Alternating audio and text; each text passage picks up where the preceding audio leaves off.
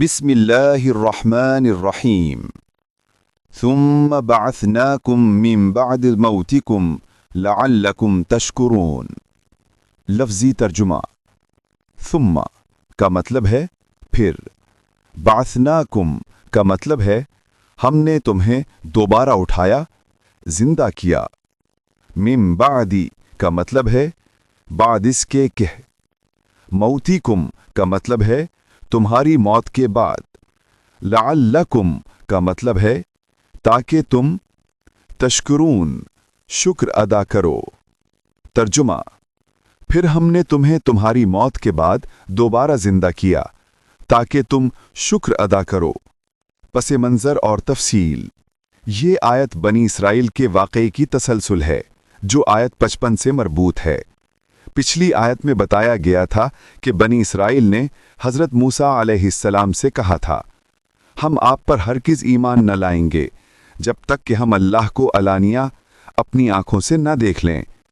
اس گستاخانہ مطالبے کی سزا یہ ہوئی کہ ان پر بجلی گری اور وہ مر گئے، یعنی اللہ تعالیٰ نے ان کو عارضی طور پر موت دے دی تاکہ انہیں اپنی نافرمانی کا انجام نظر آئے۔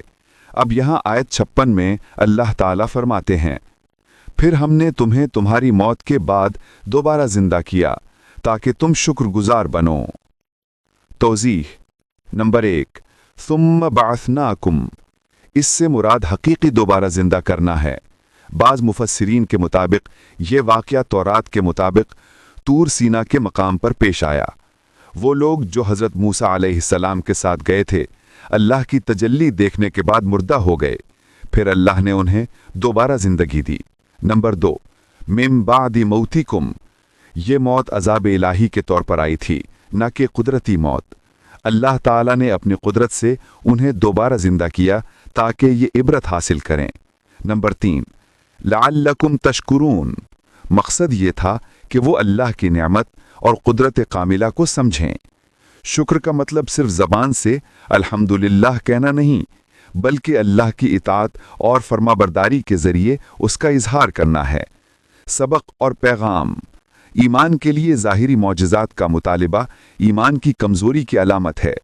اللہ تعالیٰ اپنی قدرت کے ذریعے موت کے بعد زندگی دینے پر قادر ہے۔ زندگی کی نعمت خود ایک بہت بڑا احسان ہے، اس پر شکر واجب ہے۔ انسان کو اپنی ہٹ دھرمی اور ضد چھوڑ کر اللہ کی نشانیاں دیکھ کر ایمان اور شکر کی راہ اختیار کرنی چاہیے۔